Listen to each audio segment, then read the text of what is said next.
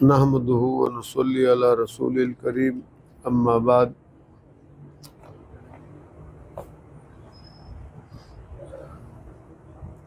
قادیانی حضرات جو ہے قرآن پاک کی ایک آیت ہے اس سے غلط استدلال کرتے ہیں۔ اللہ تعالیٰ نے قرآن پاک میں ارشاد فرمایا من یطع اللہ والرسول فاولئک مع الذین انعم اللہ علیہم من النبیین والصدیقین والشہداء والصالحین وحسن اولئک رفیقا۔ جس نے اللہ تعالیٰ اور رسول اللہ کی اطاعت کی تو قیامت میں آخرت میں یہ لوگ ان کے ساتھ ہوں گے جن پر اللہ نے انعام کیا ہے، منعم علیہ طبقہ۔ انعام جن پہ اللہ کیا ان میں سب سے پہلے انبیاء ہیں، من النبیین والصدیقین، دوسرا درجہ صدیقین کا ہے، والشہداء تیسرا درجہ شہداء کا ہے، والصالحین اور چوتھا درجہ صالحین کا ہے۔ یہ منعم علیہ طبقہ وہ ہے جن کے بارے میں ہم نماز کی ہر رکعت میں دعا مانگتے ہیں، اہدنا الصراط المستقیم، اے اللہ ہمیں سیدھے راستے کی رہنمائی فرما اور ہدایت فرما۔ اہدنا الصراط المستقیم، صراط الذین انعمت علیہم، راستہ ان لوگوں کا جن پر آپ نے انعام کیا۔ تو قرآن نے دوسری جگہ سورہ نساء میں اس کا ذکر کیا ہے کہ جن پر اللہ تعالیٰ نے انعام کیا ہے یہ کون لوگ ہیں؟ فرمایا انعم اللہ علیہم من النبیین والصدیقین والشہداء والصالحین۔ جن پہ اللہ نے انعام کیے چار طبقے ہیں، انبیاء، صدیقین، شہداء اور صالحین۔ تو قرآن نے ایمان والوں کو جو نیک عمل کرے انہیں ایک خوشخبری دی ہے کہ تم جو ہے قیامت کے دن ان کے ساتھ ہوں گے، انبیاء کے ساتھ، صدیقین کے ساتھ، شہداء کے ساتھ، صالح۔ اب قادیانی دجال کیا کر رہا ہے؟ اب وہ سنیں۔ قادیانی کہتے ہیں کہ جو اللہ اور رسول کی اطاعت کرے وہ نبی ہوں گے۔ دیکھیے قرآن نے کہا مع الذین، قرآن نے کیا کہا؟ فاولئک مع، ان کے ساتھ، انا معکم، میں تمہارے ساتھ ہوں۔ موسیٰ علیہ السلام نے کہا ان معی ربی، میرے ساتھ میرا رب ہے۔ حضور علیہ السلام نے ارشاد فرمایا لا تحزن ان اللہ معنا، ابو بکر گھبراؤ نہیں، اللہ ہمارے ساتھ ہے۔ تو ساتھ کے معنی میں معیت، آپ کی معیت میں ہم گئے، اردو میں بھی یہ جملہ استعمال ہوتا ہے، فلاں کی معیت میں ہم گئے۔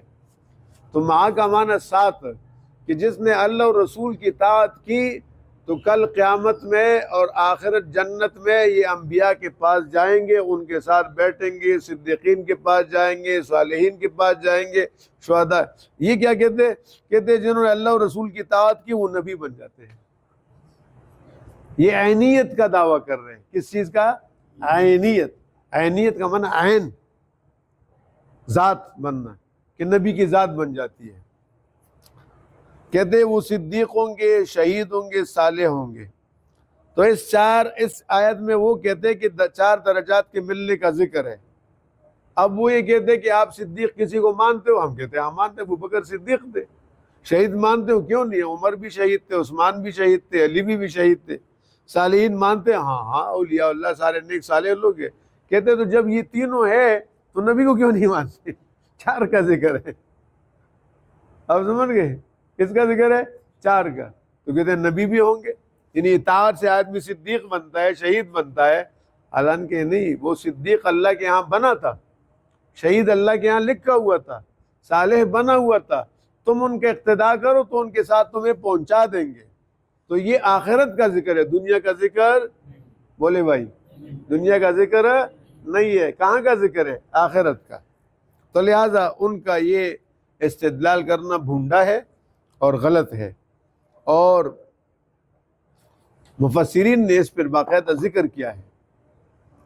اور وہ امام جلال الدین سیوطی رحمۃ اللہ علیہ کی مشہور تفسیر ہے، تفسیر جلالین، اس میں لکھا ہے صفحہ 80 پر کہ قال بعض الصحابۃ للنبی صلی اللہ علیہ وسلم، بعض صحابہ نے حضور پاک صلی اللہ علیہ وسلم سے عرض کیا کہ آپ تو جنت کے اعلیٰ مقامات پہ ہوں گے اور ہم نیچے ہوں گے، تو پھر آپ کی زیارت کیسی ہوگی؟ فنزل، تو یہ آیت اتری، سبحان اللہ۔ یہ آیت اتری اور فرمایا وَمَن یُطِعِ اللَّهَ وَرَسُولَهُ، جس نے اللہ و رسول کی اطاعت کی وہ ان کے ساتھ ملیں گے، ملاقات کریں گے، جائیں گے ان کے پاس۔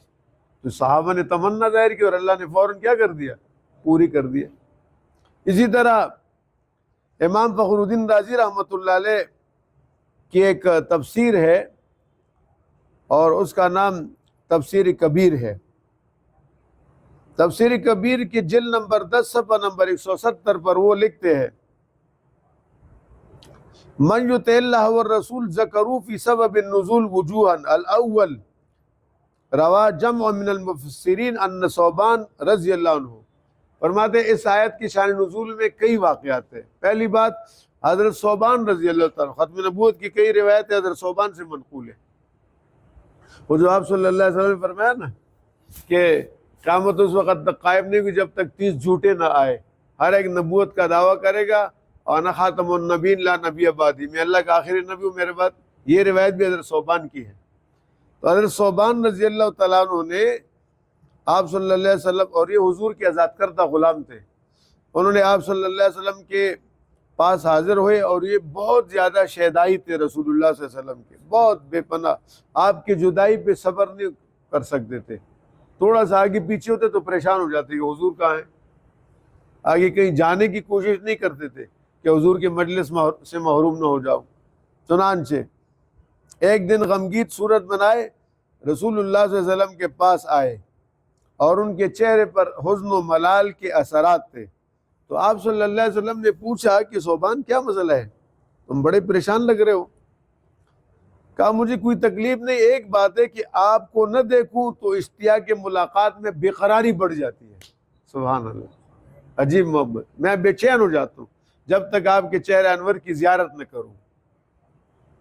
پھر مجھے یہ خیال آتا ہے آخرت کیا ہے کہ وہاں کیا ہوگا، آپ تو امام الانبیاء ہے، سید المرسلین، اعلیٰ رتبے میں ہوں گے، ہم تو پتہ نہیں کدھر ہوں گے، پھر آپ کی زیارت کیسی ہوگی؟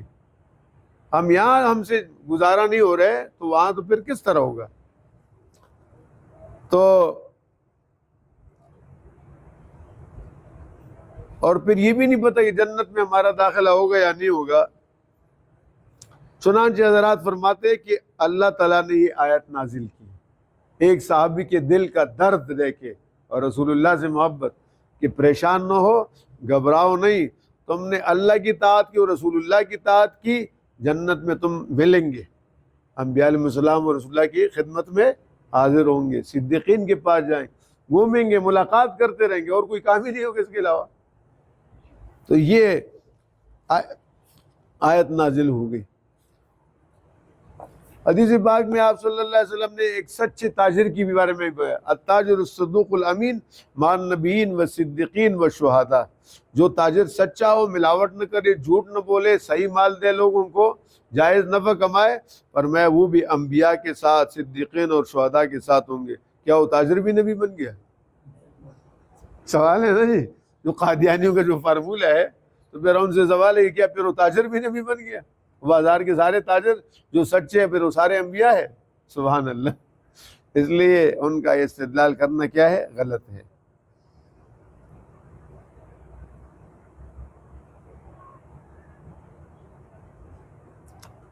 بہرحال اس کے اندر کافی تفصیل ہے اور میں نے آسان کر کے عام فہم انداز میں آپ کے سامنے یہ چند باتیں رکھی ہے۔ اللہ تعالی ہمیں جو آیت کے اندر فضیلت ہے آخرت میں انبیاء، صدیقین، شہداء اور صالحین کی معیت، اللہ تعالی ہم سب کو نصیب فرمائے، اور ان بدقسمت قادیانیوں کو خدا ہدایت دے، اگر ان کے مقدر میں ہدایت نہیں تو اللہ تعالیٰ چن چن کر ہلاک کرے، اور ان کے ناپاک وجود سے پاکستان کی پاک سرزمین کو پاک فرمائے۔ اللہم صلی وسلم۔ سبحانک لا علم لنا الا ما علمتنا انک انت العلیم الحکیم، یا حی یا قیوم یا حی یا قیام برحمتک نستغیث اصلح لنا شاننا کلہ ولا تکلنا الی انفسنا طرفۃ عین۔ اللہ ہمارے خطاؤں کو معاف فرما، یا اللہ تقصیرات کو معاف فرما، رسول اللہ صلی اللہ علیہ وسلم کا کامل اتباع نصیب فرما، حضور کے ختم نبوت کے لیے ہمیں ہماری نسلوں کو قبول فرما، اللہ تو ہمارے ان ساتھیوں کی زندگی میں برکت عطا فرما، ان کی تنگ دستیاں دور فرما، پریشانیاں دور فرما، مالی مشکلات دور فرما، ان میں گھروں میں کوئی بیمار ہے سب کو صحت عطا فرما، بچیوں کے مسائل حل فرما، یا اللہ عافیت و راحت والی زندگی نصیب فرما، یا اللہ ہمارے اس درس کے فیض کو چاردانگ عالم تک پہنچا دے۔ وصلی اللہ تعالیٰ علی خیر خلق محمد وآلہ وصحبہ۔ ماشاء اللہ یہ بھائی تو آگے چلا رہے ہیں، اس کو آگے شیئر کر رہے ہیں پاکستان میں، کراچی تک ماشاءاللہ، UK میں الحمدللہ، بحرین میں، سعودیہ میں، UAE میں، امریکہ میں الحمدللہ یہ درس پہنچ رہا ہے۔ اور ابھی ایک صاحب نے کہا ہے کہ میں جرمنی اور کینیڈا میں، وہ کہہ رہے میں اس کے انگریزی میں ٹرانسلیٹ کر کے آگے فارورڈ کروں گا۔ تو اللہ آپ کو جزائے خیر دے ماشاءاللہ۔ اور سب سے بڑی قربانی اس بھائی کی، یہ تنگ کر رہا تھا، چھوڑ نہیں رہا تھا کہ نہیں آپ ریکارڈ، پھر میں نے ان کو ایک شرط رکھی کہ تصویر نہیں بناؤ گے، انہوں نے کہا ٹھیک ہے۔ اللہ ان کو جزائے خیر دے، اللہ تعالیٰ آپ سب کو جزا عطا فرمائے۔ آج کون سی تاریخ تھی؟ 14۔ ہاں جی، تو 15، 16، 17، 18 کو درس نہیں ہوگا، میرا ایک جگہ بیان ہے، تو میں مدرسے میں پروگرام ہے، تو جمعے کو نہیں ہوگا۔ تو یا تو یہ کہ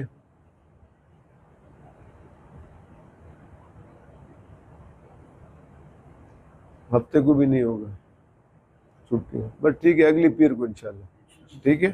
تو بس یاد رکھیں اور ساتھیوں کو دعوت دیں۔ جزاکم اللہ۔